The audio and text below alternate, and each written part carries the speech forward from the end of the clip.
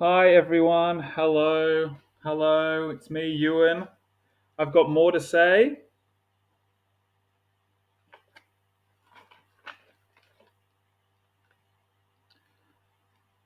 I'm telling you something. I'm telling you something. Categories.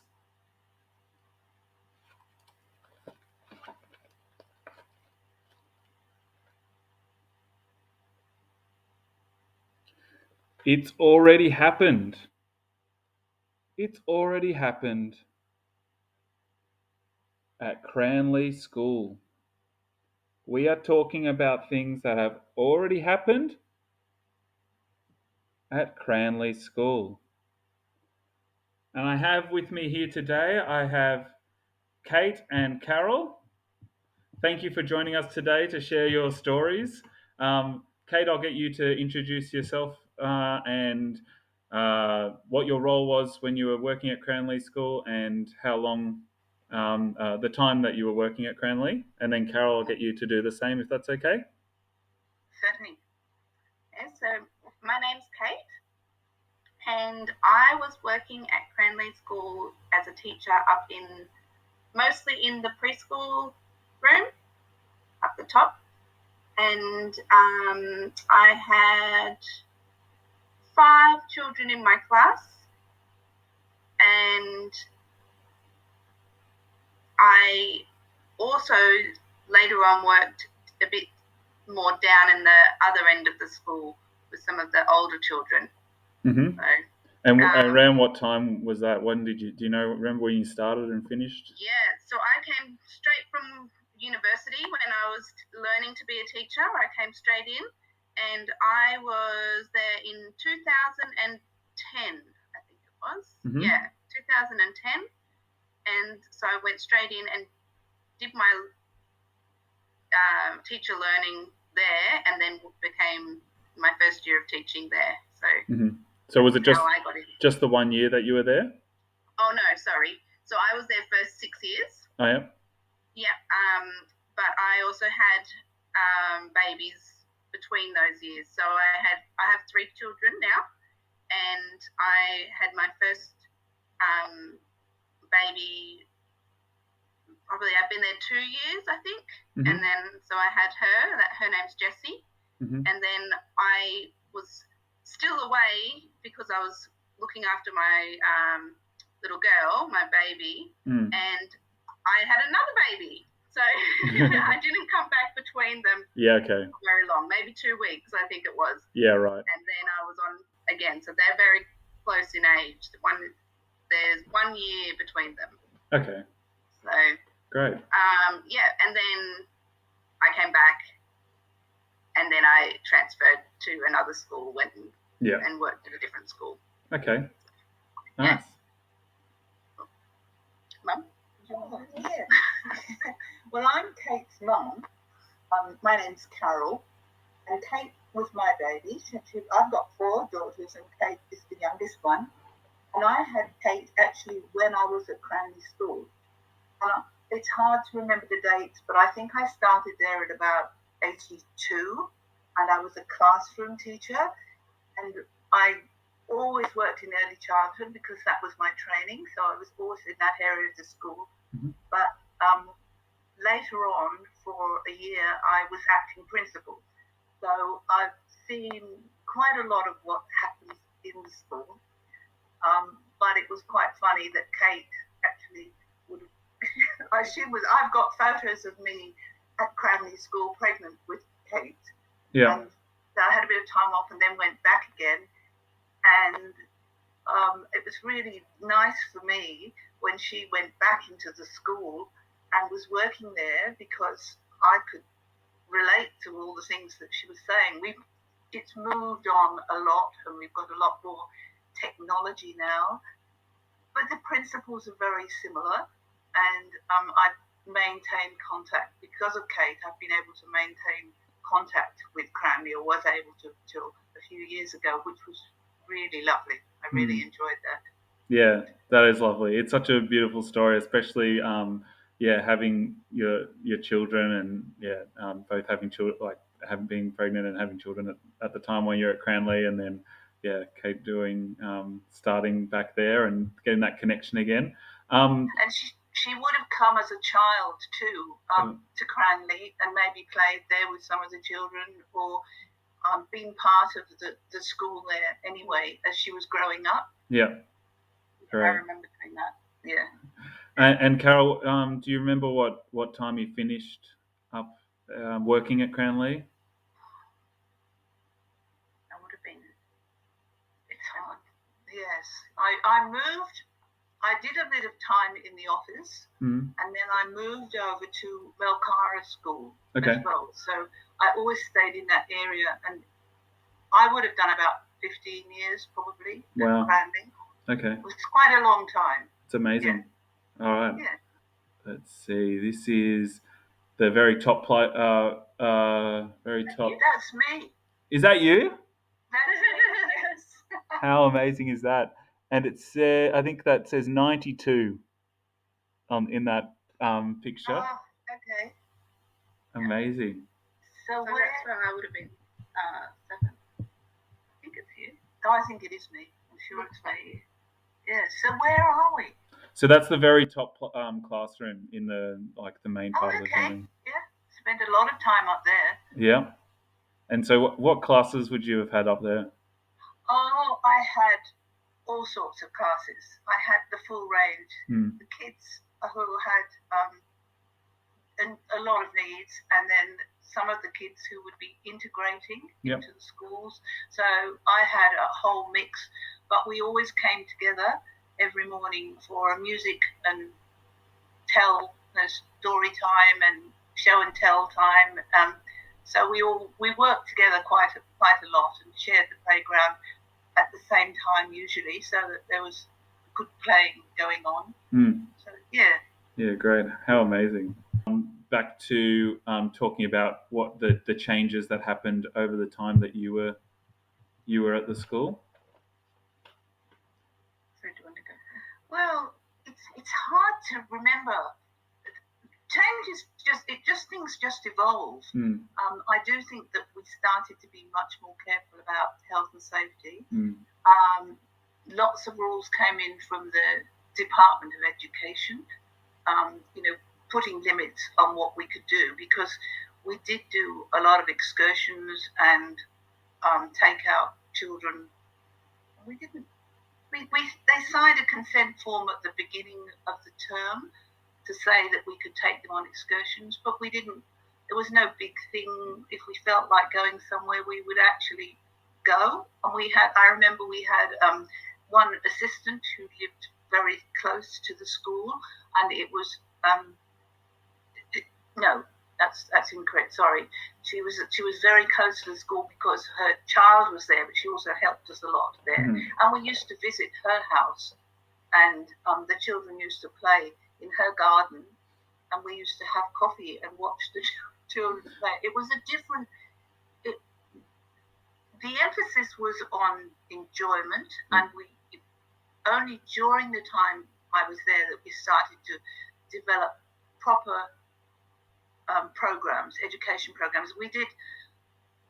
I can remember the first individual education program that we did with them. There was a debate as to whether we would actually invite the parents along, and it was a big deal that we included the parents, because when I first went there, we would decide on what the kids needed for their education, but it wasn't inclusive of their families or their carers or anybody, and that was something that developed a lot while I was there and became the rule. Yeah, okay. So your program that you worked out for your children had to be inclusive. And when I first went there, it wasn't like that. Yeah, and did you see the impact of that? What was? Yes, because it made sense. But and it made sense when you started to do it. I don't think teachers thought they were doing anything wrong by they were there to educate, so that's what they did. Yeah. But then it became clear that with the children, they had needs that had to be addressed at home. So if you weren't doing the same in the school as you were it's not going to be as effective. Yeah. So that's what I said. Things just gradually evolved into better things, being more inclusive. Mm-hmm. So we developed programming like that. And we used to take the kids on excursions. We went to the zoo in Sydney, and we went up to the snow. And I remember one of the teachers there taking one of the children who was very small and quite frail, but she insisted that he should be able to come, and we had a lot of discussions, and his parents said yes, he could come, and she backpacked him everywhere. Wow. So she was quite strong, and everywhere we went, he came with us on her back. Mm. And that was quite something in the snow, traipsing through the snow. It was very snowy at the time. And we stayed in a lodge with the children. Yeah. I think there would have been 3 teachers and probably 10 children. Mm. But you're there 24 hours, Mm. and it was fun. Mm. But that was because that particular teacher insisted that he was part of her class, so he was going. Yeah.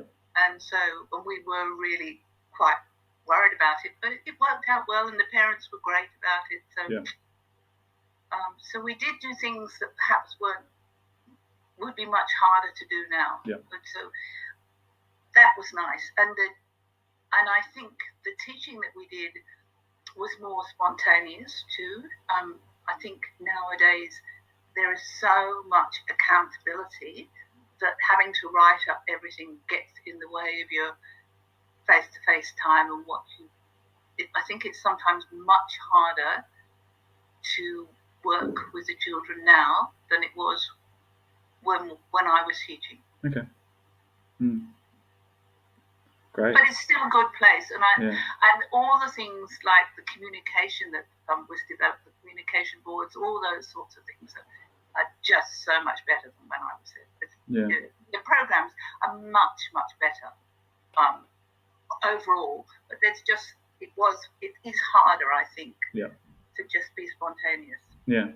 And what about things that stayed the same? Was there something that stayed the same? I think the thing that stays the same in a special setting is the camaraderie and the fact that people don't expect perfection, and we can all celebrate very small things, and you generally have really good support from the other staff. So if you're trying to introduce a new program for a child, the whole school will understand and try and help. So I think that the inclusiveness of everybody I don't think that changes. I think it's the only thing that will work in a special setting is for everybody to work together. Yeah. Okay. Great. Thanks, Carole. We'll go to you, Kate. What changed over the time you were there, even though you were in and out a bit, but you were still there you would have seen a bit of change over the 6 years or so that you were there? Another thing that did change, we were using a different type of communication. We were using a core vocab board. Yep. I don't know if you know those ones, but it was pretty much with all those words that you need straight up on one board rather than the layered pod. Yep. And that was going, when I first started, it was 1 or 2 rooms would use that. And then by the end, every classroom had it and had visuals up and accessible all the time. Yep.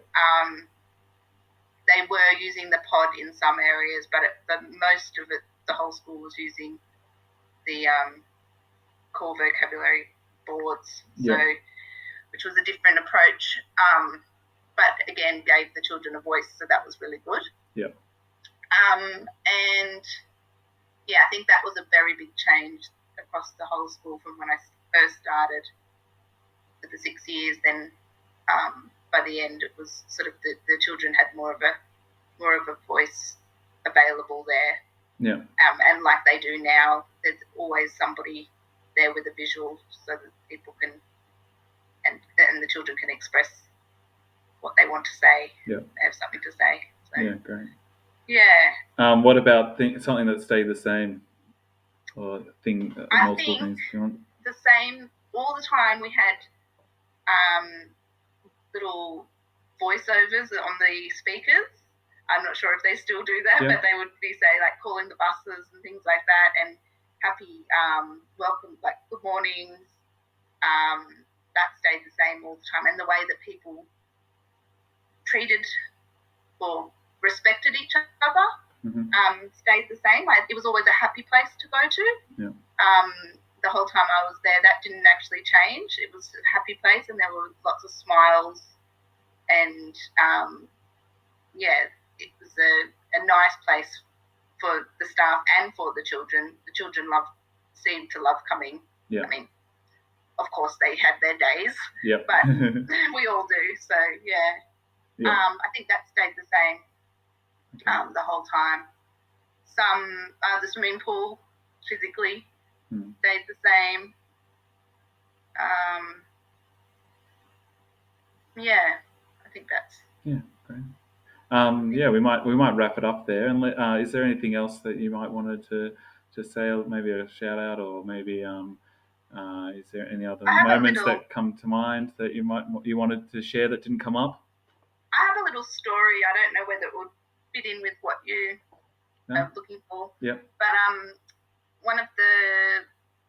one thing that I remember really well, I had a little boy in my class, and when he first started, he always had a bit of a sad face on. So he wasn't. He was a bit nervous.